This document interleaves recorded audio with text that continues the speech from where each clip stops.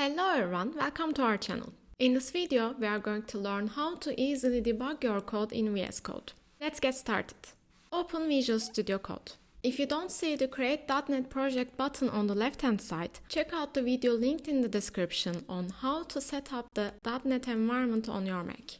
Click Create.NET Project to open a console application and set up an easy example for debugging. Name your project and follow my steps for the following configurations.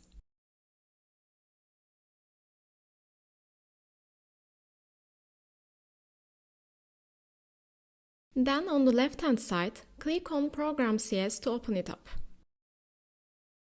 Our first example has three variables, A, B, and the sum of them. Our first debugging tool is the breakpoint. It's basically a marker you place in your code that tells the debugger pause here. When your program hits that line, it stops running so you can examine what's happening. You can check variable values, see which functions were called, and figure out if everything is working as expected. I'll place a breakpoint on line 9. Just click on the left-hand side of the line number.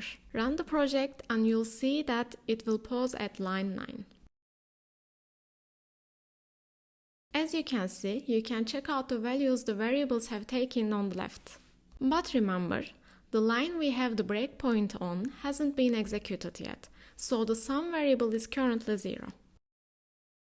Let me change the example and write another easy one.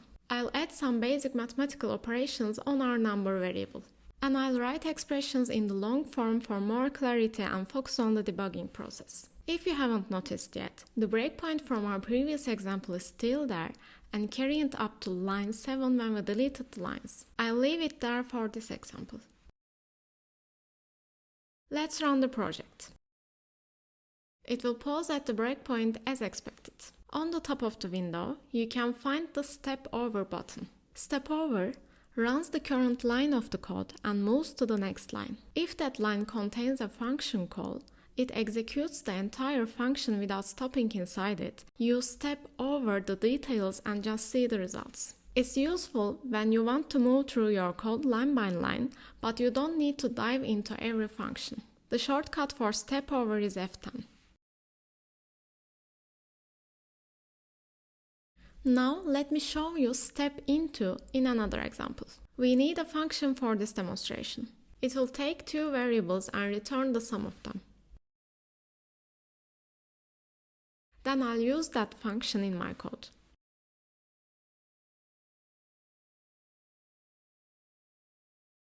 Run the project to try it out. This time, instead of just executing the function and move on, like Step Over, Step Into takes you into that function's code, so you can debug what's happening inside it line by line. Use it when you want to see exactly how a function works internally. The shortcut for Step Into is F11.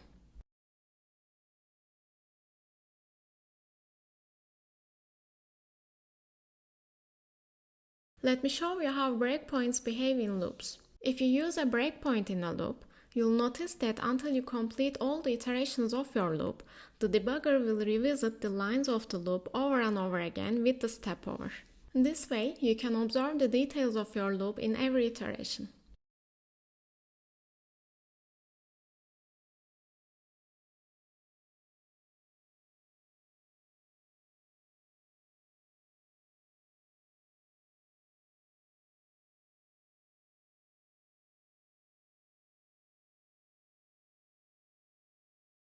In another super easy loop example, I'll show you conditional breakpoint, which is critically useful when you deal with loops that have too many iterations.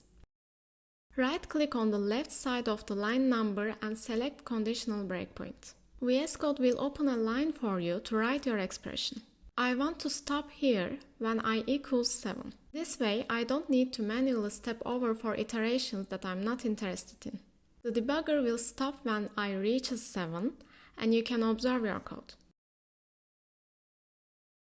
Another great tool for debugging is Watch. Let me write a different example for you to show Watch.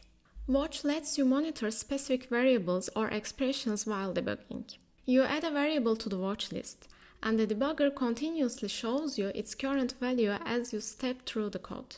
It's useful for tracking how certain values change during execution without having to manually check them each time. You'll find it extremely useful when you're dealing with large-scale and complex systems. You need to clean up the watch if you don't need the variables on the list anymore. You can use breakpoints to examine errors peacefully. In this example, I'll intentionally write a line that will return an error. If you suspect a line is creating errors, or you've faced one and want to deep dive into code exactly where the error occurs, place a breakpoint there and see what's happening in detail.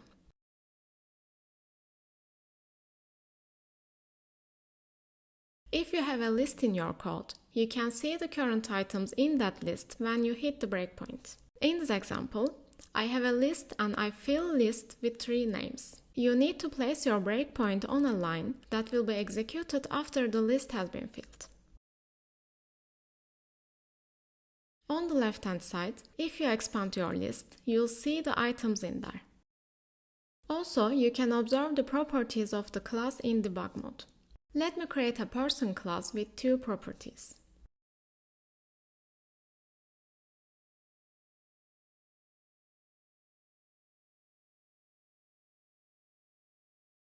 Place your breakpoint.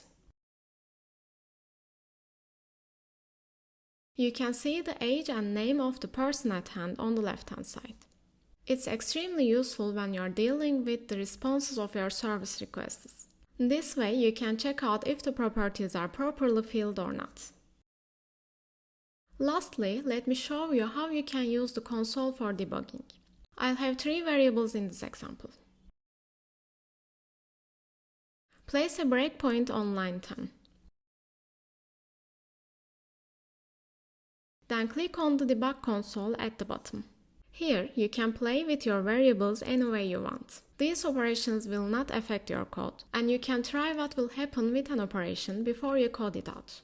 This can save you time, as you can see the outcome of the operation you do and implement it in your code if you are satisfied with the results.